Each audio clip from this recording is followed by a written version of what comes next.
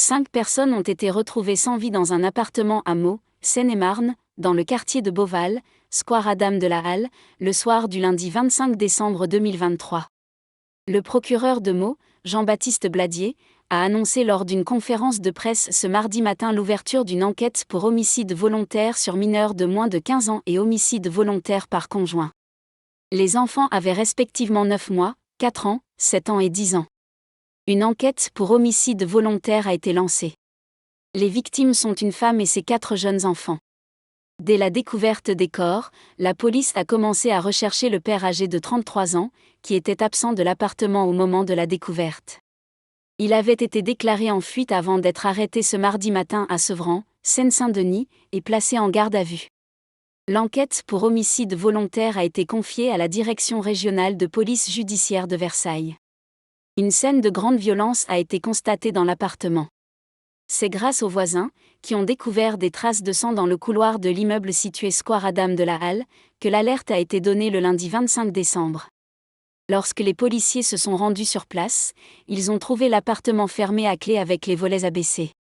Après avoir forcé l'entrée de la chambre conjugale, les policiers ont découvert une scène de violence extrême, selon le procureur.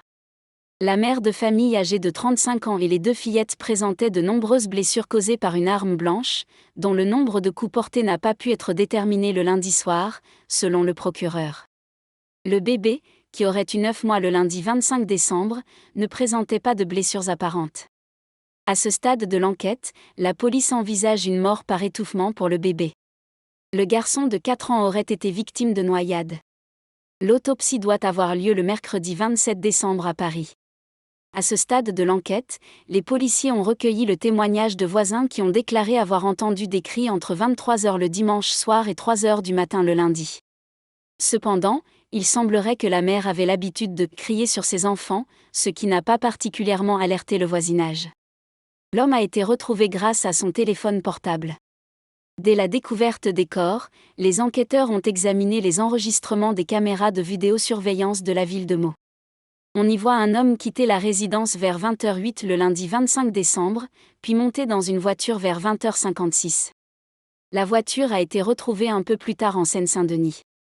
Les enquêteurs ont également utilisé la géolocalisation du téléphone du suspect, ce qui les a conduits à Sevran, où réside le grand-père des petites victimes. Le suspect a été arrêté le mardi à 7h47 et placé immédiatement en garde à vue. En raison d'une blessure à la main, il a été hospitalisé.